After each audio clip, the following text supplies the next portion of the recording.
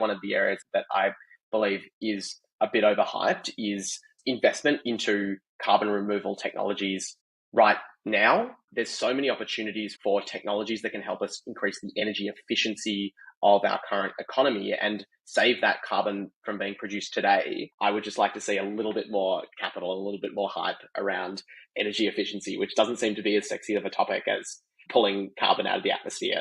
I think it's just so important that businesses are taking responsibility for the end of life of products, even if they're meant to last forever. And same goes for compostable products and packaging that are only industrially compostable, and actually the at-home consumer can't do any better than throw it in their bin. Welcome to this episode of Abstraction, a podcast that with the help of Australia and New Zealand's leading entrepreneurs, investors and experts, breaks down the complexity of emerging tech trends. My name is Hunter Watkin. I'm a tech startup investor at Rampersand, an early stage venture capital firm, and I'm on a mission to learn out in the open with those curious to understand what's currently possible when it comes to emerging technologies and bring to light how people and companies are overcoming the obstacles that lie ahead. This season is all about carbon-related technology. I'll speak to guests using tech, engineering and science to drive carbon removal and reduction projects, as well as the investors and leaders mobilising change in what many of my guests are calling the decisive decade. You can catch every episode by subscribing on Spotify, YouTube and Apple Podcasts, or following me, Hunter Watkin, on LinkedIn and Twitter, so you don't miss a beat. Before diving into this episode, please be aware that nothing expressed throughout constitutes financial or investment advice. We hope you enjoy. I'm super spoilt to be joined by not one but two investors from Giant Leap, a venture capital firm investing across Australia. I might start by learning a little bit about each of you respectively. Charlie, I've known you for a little while. It's been a pleasure getting to know you. One thing I didn't know about you was that you had quite a meaningful incident that happened to you overseas that set off a sequence of events before joining Giant Leap. Tell us a bit about that and your experience with Giant Leap today. Yeah. So the event that you're talking about was being on a gap year. There was a long planned gap year, and within the first month, I found myself in a Croatian hospital with a very badly broken leg, and a lot of my plans thrown out the window. And at the time I was living in Sydney, had planned a whole Sydney life ahead of me. And that decision, sitting on the couch for 6 months with a broken leg, looking at everybody else having an amazing time, either traveling or getting through their first year of uni and picking up early stages of what looked like careers, I decided to make a bit of a drastic change, and I moved to Melbourne for university and then career, and then everything else up until now. I think that for me was such a seminal moment. It was a real sliding doors moment, because I feel Melbourne was really at the cusp of the birth of the startup movement.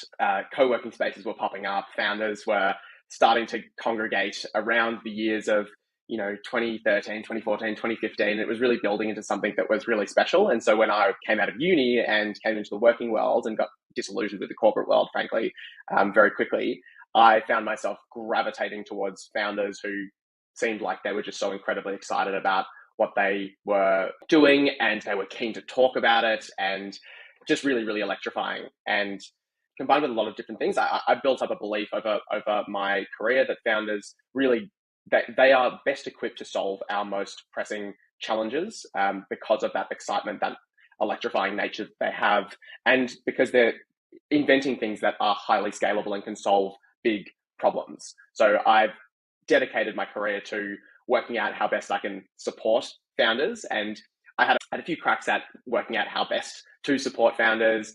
First, it was through a bit more digital marketing support in a company called Playbook Media. Then it was going and doing my MBA to try and build up some more practical skills to come back to the founder community. And really where that led me to, combined with the fact that I feel like there's really, really big problems to solve, and I have the existential dread about climate change that I think a lot of people in this generation have, that led me to looking at an opportunity at an early stage fund called Giant Leap. That was doing its first fund, founded in 2016, and it just all felt right. So Giant Leap is an impact venture capital fund.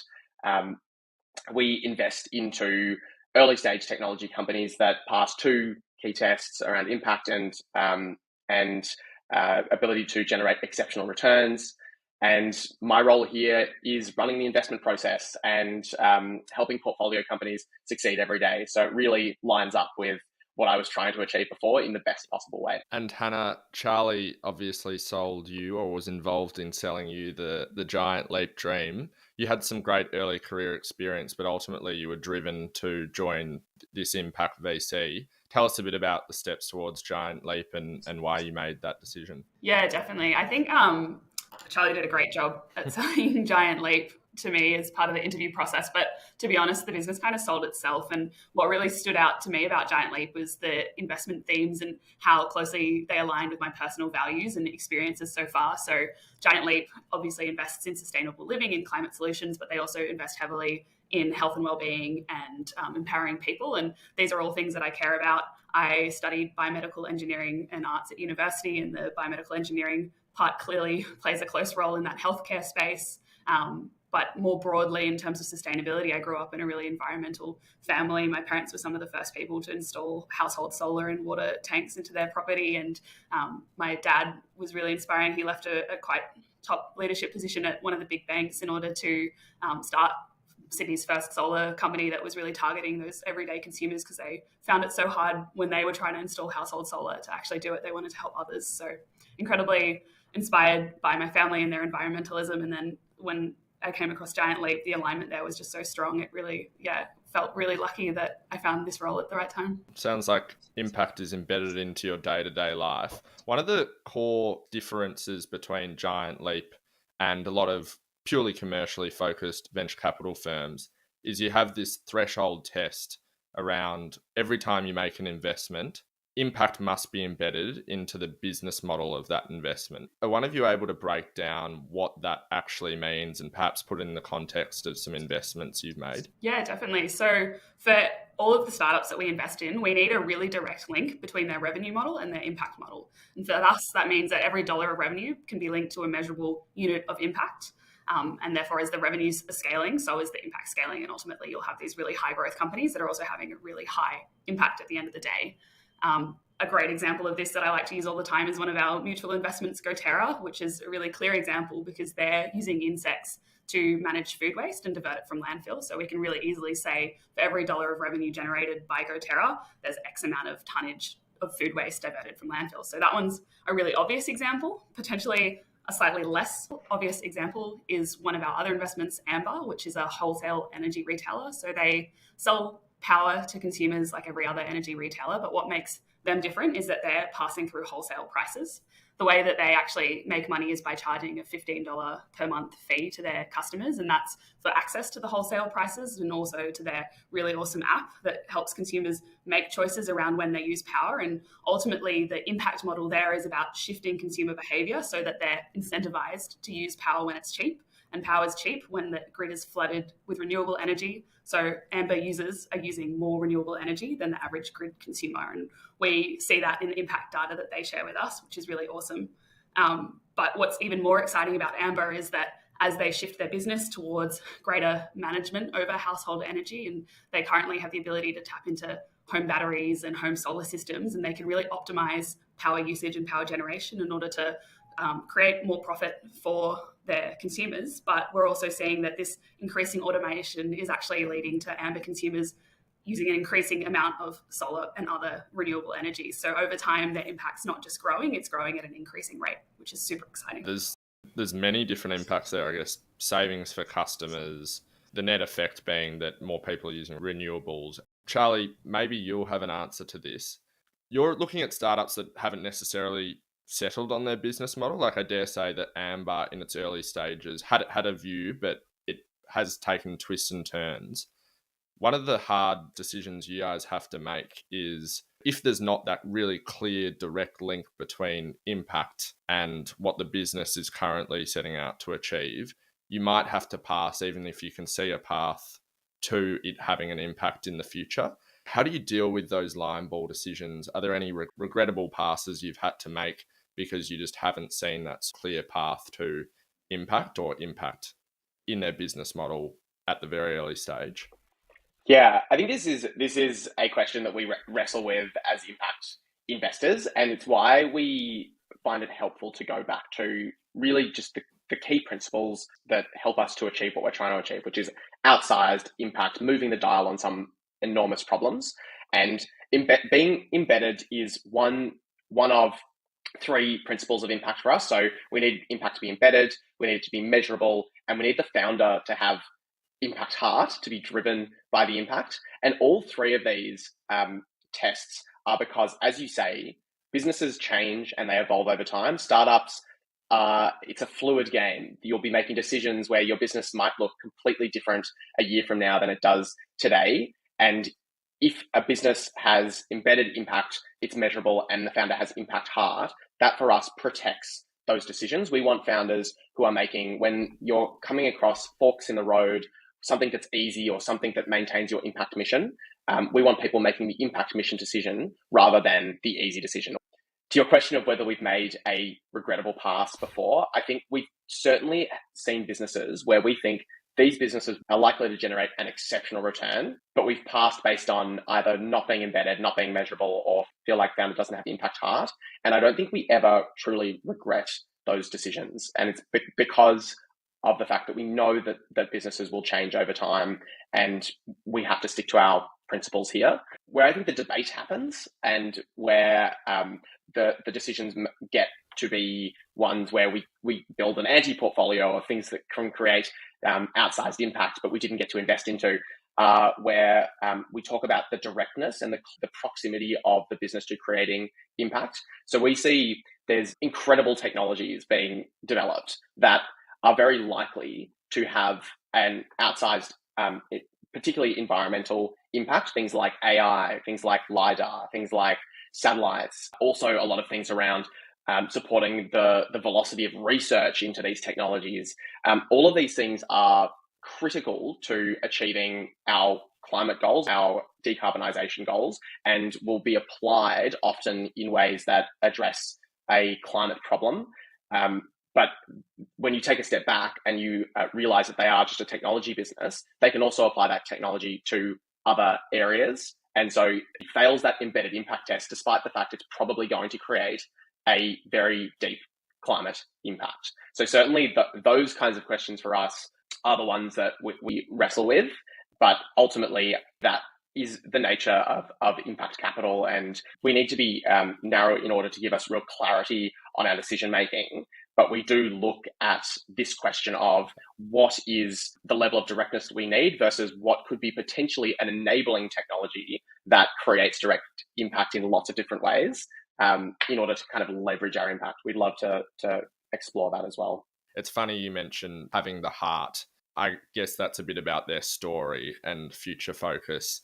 I know that we looked at an opportunity together a short while ago, and there was this, I think, very ambitious founder, but very commercially minded, and perhaps didn't have that heart. So it's really interesting to hear from you that it's really about, have they got that long-term focus? And that's kind of how you secure that belief that it's always going to be an impact business with it embedded into the models. One of the things, Charlie, you helped me with when I was looking to put this podcast together, you directed me to plan that was put together by a number of investors called the Speed and Scale Plan. I'll chuck it in the show notes. But what it really is it kind of demarcates what are the different areas that require investment such that we achieve a net zero target by 2050. And it really interestingly segments it across transportation, decarbonising the energy grid, fixing food, protecting nature, cleaning up the industry, removing carbon, and political change. So quite a few different areas. Do you reference this guide in thinking about how you guys allocate your attention, how you split your portfolio, and what else are you guys led by in terms of the very difficult task of focusing your attention as a venture capitalist? Yeah, so I think maybe taking a step back to Giant Leap's overarching mission. So we want to prove that impact companies can generate an outsized return for investors so that more money flows into this space. Then as a subset of that, when we're talking about impact, we really are interested in where we can shift the dial with maximum efficiency of time, of energy, and of capital. So to do this, we're looking for areas where there's the nexus of huge potential for decarbonisation and enabling factors that allow a business to scale rapidly, and there's low risk of unintended consequences. So those three areas, the possibility of huge amount of decarbonisation, enabling factors, and low risk of unintended consequences. And speed and scale, the plan speaks to a couple of those factors. And I think the two major concepts that we certainly think about and factor into our decisions about impact are how the plan breaks down the potential size of different decarbonisation opportunities. If we decarbonise the grid, it'll have over 20 gigatons of carbon reduction. If we do it for fixing food, it'll have around about 8 to 10 gigatons of carbon impact. So really sizing the amount of decarbonisation you can achieve helps guide our thinking on the areas that we look at. And then the second big concept that I feel is really important is talking about where the green premium exists. And the green premium is a concept that is how much additional cost there is to make a sustainable choice. That is what the green premium is. And the areas where you can grow incredibly quickly or there's huge potential for change are where the green premium can be reduced substantially through innovation. And in some areas that green premium has already been reduced substantially through innovation, which creates whole worlds of opportunities. And I think a big reason why the Speed and Scale plan has their breakdown of the challenge, really, if you look at it, focuses on decarbonising the grid as the biggest potential area for decarbonisation. It's 40+% of the decarbonisation potential of the plan. That really is, in my view, because the green premium is already completely eliminated or in many cases reversed in the energy sector because it is already cheaper to build a new solar and wind plant in Australia compared to a coal-fired plant. It's already changing the nature of the grid, that there's so much penetration of rooftop solar in Australia, and that creates new markets for things like demand response, or new markets for generation storage and moving around demand response in the nature of companies like Amber Electric.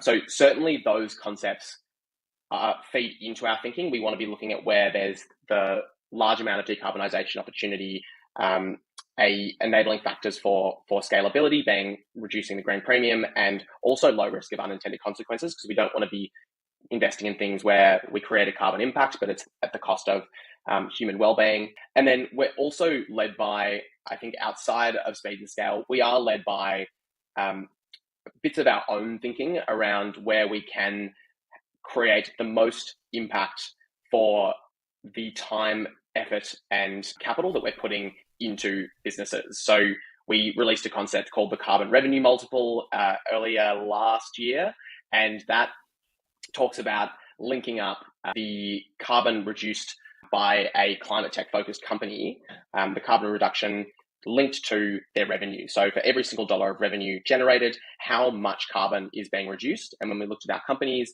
we found that on average, for every single dollar of revenue being generated, they were reducing a kilogram of carbon. And for us, we want to be using metrics like this to tell us what the leverage is of these companies in reducing carbon, because we want to maximize the amount of carbon reduced as the company generates revenue and grows over time.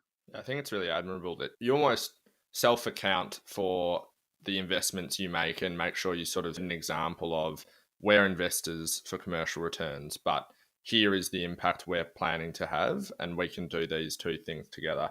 Interested, Hannah, do you echo sort of Charlie's explanation of what he is guided by, or is there other things that dictate how you focus your attention from an investment perspective? I think definitely there's all of the key things that Charlie mentioned, but one thing that I think plays a lot in the back of our mind is not just about the types of businesses that we're investing into and what they're doing for the environment, but how they're running their business, and is the ways in which they're actually doing business environmental. Do they care about sustainability? Is it important to the founders? And I think we're quite lucky actually in the types of businesses that we invest in. I think it is part of something that the founders care quite deeply about inherently. But it might not be the case for all VC investors. And I think it's really important when you're thinking about investing in the next generation of businesses that are going to be big over the next decade and have a really huge role in showing how a business can be sustainable and can have sustainable practices. It's really important to invest in that the early stage and make sure that you do have a strong founder intent around running a sustainable business. And it might not matter so much when the business only has 5 employees, but when the business has 500, it's really going to matter how they're getting to work, where they're working, and all these kind of factors that play a role in sustainable businesses. Want to move to, I guess, the core focus of this season of the podcast being the carbon market. There's many different ways in which a carbon credit can take form, and it's largely driven by whatever the project is that's generating the supply or requiring finance to offset or net reduce the emission and presence of carbon in the atmosphere. Let's start from the top in case listeners are tuning in for the first time. Are one of you able to explain at a high level how the carbon market works and why it's important? Yeah, for sure. I can jump in on that. The carbon market, really going from talking about Sendle as a buyer of carbon offsets and placing them in context, carbon markets, really what carbon markets are doing, they are marketplaces transacting units of a climate outcome, which is the storage of carbon. And they're really important because they put a price on carbon, which forces companies that want to be net zero to think about the bottom line and think about reducing carbon. It creates that price, that profit motive to reduce the carbon footprint of your company or your personal lifestyle, however you're looking at your carbon footprint. It operates really like any other marketplace, with suppliers creating the product, which is the carbon credit, and buyers purchasing that product. And so those suppliers are credit developers. They are creating carbon credits, which represent a ton of carbon sequestered or removed from the atmosphere. And they're doing that through either natural projects, nature-based projects, planting trees, soil carbon, those kinds of things, or they're sequestering through engineered solutions like direct air capture, where they've developed a process for pulling CO2 just from atmospheric carbon directly. And then they're selling these credits to buyers to help them to offset their footprint. The way that you look at the quality of a credit is through a couple of factors, including the additionality of the credit, meaning that the carbon reduction outcome needs to have been additional, as in would not have been achieved otherwise if the action had been taken, like planting a new tree. Another factor is that it needs to be verifiable and measurable. So it needs to actually have some way of quantifying that the carbon reduction has been achieved in either the storage into the soil makeup or into the tree or into the direct air capture system. And another really important factor is they need to be durable, meaning that the carbon is stored it's not just 5-10 years. It's talking about a really long-term time frame. And there's a number of organizations that help to set these standards and verify that the credits are operating with additionality, verifiability, and durability. And it's a market that is just really at an inflection point as companies are responding to consumer pressure to clean up their act and their footprint. So there's just incredible stats around the voluntary carbon market suggesting that it's going to grow from $1 billion in 2020 to over $70 billion in 2030.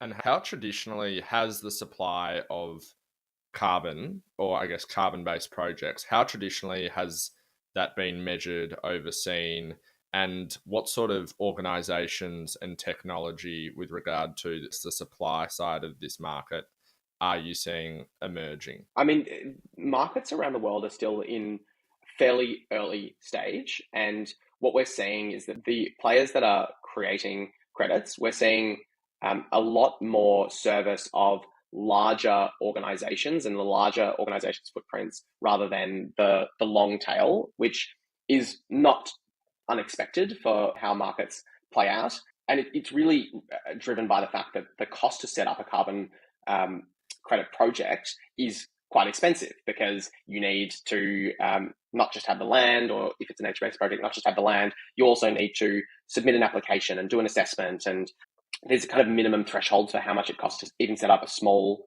project. And so at a certain size, it's just not worth it for a lot of players. So that's why the players that are currently in the market, like South Pole, Pachama, those big marketplaces, have been really adept at serving larger organizations needs. I think what we're going to see in the development of the supply side of things across nature-based and engineering-based solutions, we're going to see a lot more innovation on the engineered solutions side of things. We're seeing a lot of hype and a lot of capital going into things like direct air capture, things like there's technology being seen around using fermentation to draw atmospheric carbon out of the air, feeding it to microbes, turning it into things like Lululemon leggings and airplane fuel. So there's a whole innovation set around how we actually draw the carbon down, and there's technology potential there. Then there's the question of how to finance a lot of this stuff.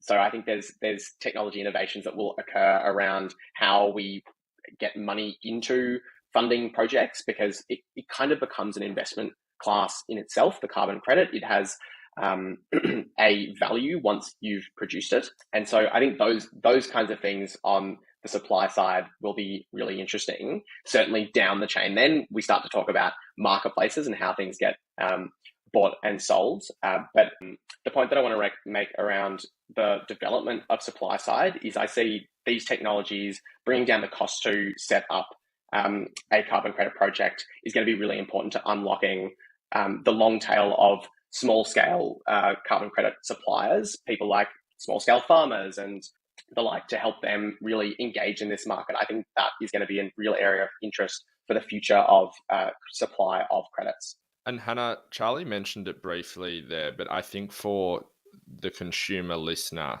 are you able to sort of break down how you can distinguish between the quality of a credit and one that's perhaps net new in terms of carbon sequestration, and one that's perhaps not of that quality but might still manifest as a carbon credit? Yeah, I think it's incredibly important that you're just doing the research that's required to look into where these credits are being generated. I think there's a number of certifications that are out there and things that you can count on, but you have to be aware of the fact that there are a lot of average players out there that potentially don't have the best credentials in the credits that they're providing. I think there's a lot of organizations that you can trust, and I think there's organizations like Trace that does carbon offsetting that goes the extra mile in terms of making sure that the credits that they provide are certified and well credentialed. And if you can find those organizations that have done the work for you, that's a great way to make sure that you don't have to dive down the rabbit hole of checking everything is actually happening the way in which it said it was. Yeah, absolutely. And Trace is an investment that you guys have made recently. Trace doesn't necessarily service these big listed companies that are looking to go net neutral or tick a box. It services a different profile of company and, by extension, their employees. Would love to hear a bit about your thesis around this investment, and in particular, how you distinguish between what these big corporates might be solving for and what sort of smaller businesses and growing startups that are, I guess, the focus of Trace are solving for. Yeah, definitely. Happy to jump in. So obviously there's a plethora of carbon accounting softwares out there and platforms that are emerging. And I think there's a few reasons why we ultimately made the investment into Trace. One is that we fell in love with the founders, Kat and Joe. I think they're absolutely incredible. But for us, the differentiator was really around their broad vision of helping smaller businesses to decarbonize. And I think that plays a fundamental role in both our impact thesis and our investment thesis. And on the impact side, it was really, if we're able to give them values-aligned capital, they'll be able to provide these carbon assessment, but also reduction services in order to help customers on a path towards net zero. And the impact there comes from the reduction side of the business. In terms of our broader investment thesis, like Charlie mentioned earlier, there's a huge market. It's a huge growing market in terms of carbon offsets. And there's a lot of consumer pressure and policy that's pushing companies towards this. But some of the companies that are really struggling are these smaller businesses that don't necessarily have a team of environmentalists or a team or a person responsible for this kind of policy. And so a lot of the times their questions are like, where do we start? What do we do? What are the best ways that we can have the biggest impact in terms of we're a small business and what policy decisions can we implement in order to make that change? And while we know that Trace is already contributing to tens of thousands of tons of CO2 offsets, which is incredibly impressive, it's this list of policies and processes that small businesses can go through in order to reduce their carbon that they're producing in the first place that we think is the area for biggest impact for them. And I think what really made them stand out to us is that the way that they've built the platform is really around more of a marketing and employee engagement tool and less so a carbon accounting tool. And while rigorous carbon accounting is important and we need companies to be reporting accurately the amount of carbon that they're producing, ultimately, if you can engage your employees, if you can bring them along on the journey, and oftentimes it is the employees that care the most about how much carbon their business is producing, you can get a great outcome where employees feel brought along in the process and that they're actually contributing to something and that their business cares and it has great long-term outcomes for both the business and the employees. I think we've heard really great things from Trace about the success that they've had so far. One example that we came across was a business that came to them and asked specifically about, as they go from a smaller tech company to a larger tech company, what do they need to look out for in terms of what are the biggest risks for a larger company in terms of carbon. And one of the things that Trace was able to tell them is that actually where the business is located, their building is a huge contributor to carbon. And so if they can make the right choices now, they can really prevent that being a problem for them in the future. And as a result of that, they chose to set up shop in a first-class sustainable workplace, which means that they've made a really active decision following one of Trace's recommendations, which is just awesome to see. Yeah, I was actually surprised to learn that. Like you often think, within these small businesses, startups, that the small needle moving adjustment by each employee may not have a profound impact. But from what I've learned, there's actually some very meaningful change that can be made at the employee level that, if done in sort of concert, can make a massive difference. I think the number that Kat mentioned was something like 40% of a small business's emissions are the commuting to and from work. So it's been interesting with the move to perhaps not spending every day in the office. These sort of changes to a business can be used as I guess, a mobilizing factor in how a team can work together to reduce their impact. Little bit of a change of pace. Part of what I try to do on this podcast is, rather than just spruik different things that are going well, I like to sort of put my guests in a slightly more vulnerable position and ask them to express an opinion on difficult areas. So VCs, I know this, we all know this, are terrified of writing things off or saying something's not going to be a thing. But I'm keen to hear, are there areas of tech that you see emerging that are purportedly sort of impact areas of tech that you think are perhaps overhyped or that you're not necessarily convinced about? Yeah, I think the first thing that jumps to mind for me is just sustainable packaging and products that end up being more durable and lasting longer in landfill, because we know consumers, like, they have busy lives, they can be a bit lazy. Likely these forever bottles are going to end up in landfill. So I think it's just so important that businesses are taking responsibility for the end of life of products, even if they're meant to last forever. And same goes for compostable products and packaging that are only industrially compostable, and actually the at-home consumer can't do any better than throw it in their bin. Yeah, I think we're a bit scarred by the news about RedCycle as well going down, which was the biggest soft plastic recycler in Australia. So I think it's refined the fact that we need to think about how things are recycled and stop just taking it for granted that it's if you put it in the bin, it goes somewhere. Things like biodegradability, bioplastics, those kinds of things are things that we're thinking more and more about for the everyday products that we use.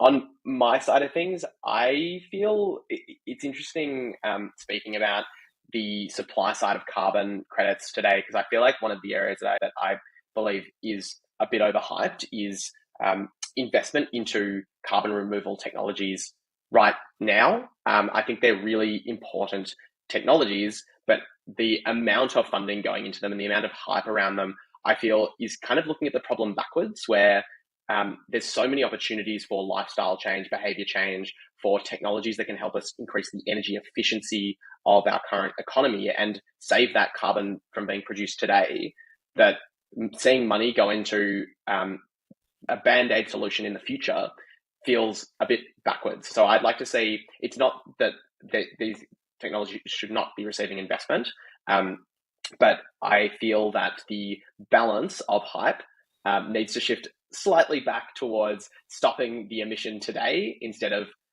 removing the emission tomorrow. That's interesting, Charlie. The reason I say that is I think the people that want to finance or make change, so let's take a big company, for example, they want to be sort of helping support a new form of something that's doing good for the planet rather than introspectively reevaluating their supply chain, what they're doing within their business, reducing costs, or I guess spending more on something that doesn't feel like that it's net new. And I feel like that's potentially what's driving this focus on supply. Yeah, I agree with you that companies want to be doing things that are new and innovative. I just think the way that the hype is set out now puts people into a false sense of security that they can just not change behavior and it'll all be solved by technology tomorrow. And that I feel is a little bit dangerous. That gives me cause for concern, but I think it's not one or the other. I would just like to see a little bit more capital, a little bit more hype around energy efficiency, which doesn't seem to be as sexy of a topic as pulling carbon out of the atmosphere.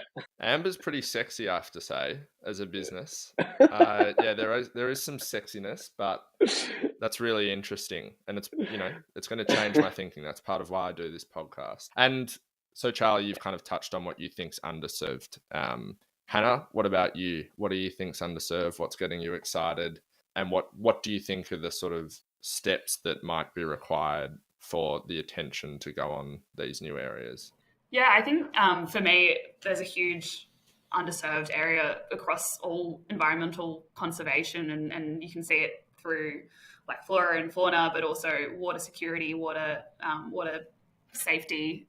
We need to make sure that the land is actually being looked after and taken care of as much as carbon is being reduced from the atmosphere. And maybe some of that plays into a lot of carbon offsetting, planting more trees. We definitely see businesses that are trying to do these things, but I think there's always opportunity for more innovation there. And I think it really plays into, again, the ways in which people are doing business and taking that seriously. I think potentially a good business to mention is conserving beauty. Yeah, conserving beauty is reducing water across their entire supply chain. And I think it really stands out as a way of doing business. And I think fundamental to the Giant Leap thesis is that we think that businesses that are sustainable and are going to win in the long run because they're going to have more engaged employees, more engaged communities, more engaged customers that care about what they're doing. And for us, that's a differentiator and ultimately a path to success. And even they're a buyer of not necessarily carbon credits, but they're also planting trees alongside their business model for every customer. So they're involved in this carbon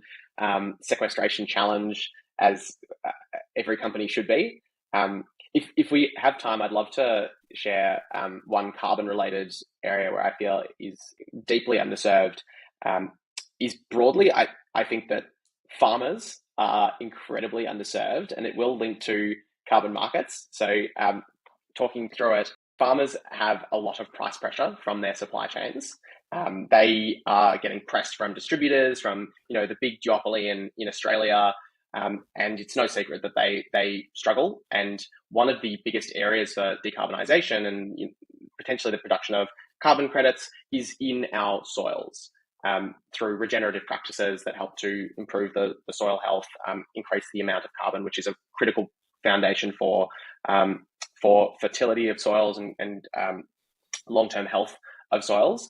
And what happens with a third-party carbon market, which is what we've been talking about today, is the buyers down the supply chain will run their supply chain. They'll purchase products and they'll use the cost lever, and basically it'll be looking for the best value for cost, and then they'll look at their carbon footprint and they'll purchase offsets in order to offset that footprint.